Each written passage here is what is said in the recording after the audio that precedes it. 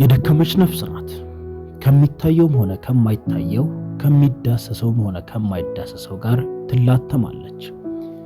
የእኔ ሁኚ እያለ ከሚጠራት ከሳጥናኤል ጋር ዓይን ላፈር ናት። ከፈጠራት አምላክ ጋርም ቁርሾ ውስጥ ናት። የጽድቅና የኃጢአት ሥራዎችን ታፈራርቃለች።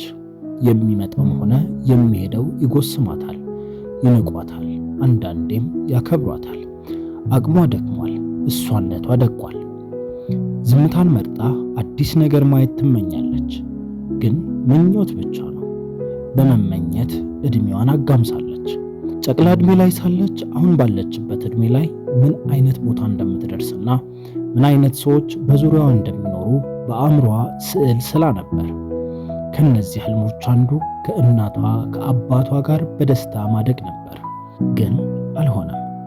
አለመሆኑ ማስደንገጥ ብቻ ሳይሆን አስፈራት።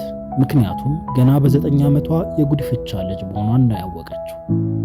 ቤተሰቦቿ በጠብ መካከል ሲነጋገሩ የወጣውን ቃል በመስማቷ ነበር። ከዚያ በኋላ የማንነት ጥያቄ ውስጧን እያመሰ ሰላሟን ነሳት። ማንነቷን ስትጠይቅ ገና ልጅ ስለነበረች እና ሲደርስ እንደሚነግሯት ስለተባለላት ፍርሃቷ ይበልጥ ጨመረ።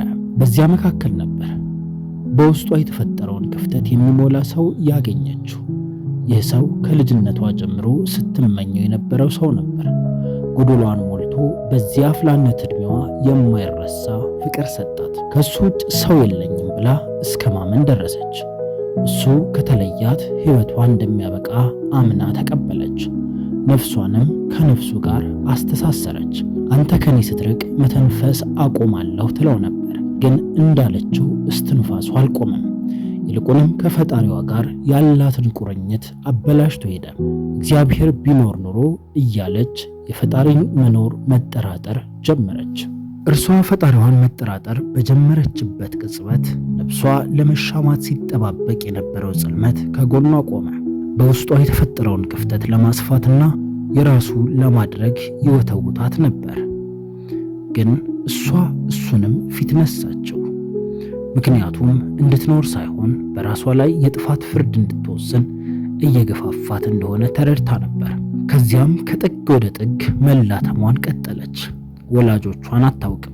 ሲርቀኝ ትንፋሽ ይቋረጣል ያለችው ሰው ደግሞ ልቧን ሰብሮ ሄዷል።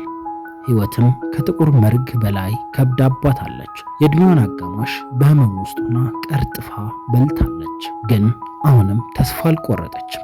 ያጣሁትን አገኛለሁ፣ ይህ መላተም ያልፋል፣ የእኔም ጊዜ ይመጣል ብላ አሁንም በትዕግስት እየጠበቀች ነው።